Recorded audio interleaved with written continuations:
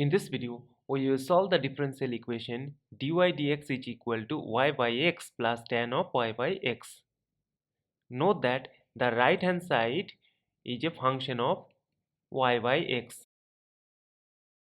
So it is a homogeneous differential equation. That is why to solve this equation, let us put y is equal to vx.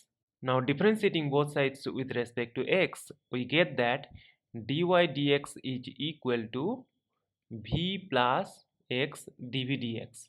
Therefore, the given differential equation 1 can be written as v plus x dv dx is equal to, note that y by x is equal to v. So we have v plus tan v in the right hand side. Now see that we can cancel this v. Therefore, we have x dv dx is equal to tan of v.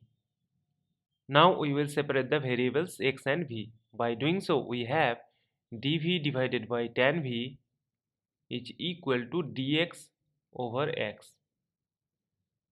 Integrating, we get integration of cot of v is equal to integration of dx over x plus constant k.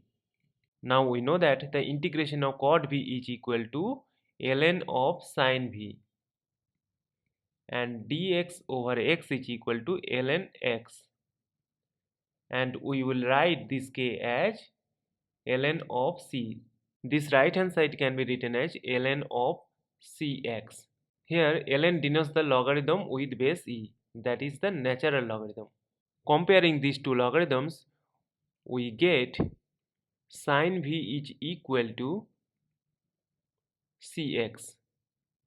That is, if we put the value of v, which is y by x, we get sin of y by x is equal to cx, and this is the solution of the given differential equation, and this is our final answer.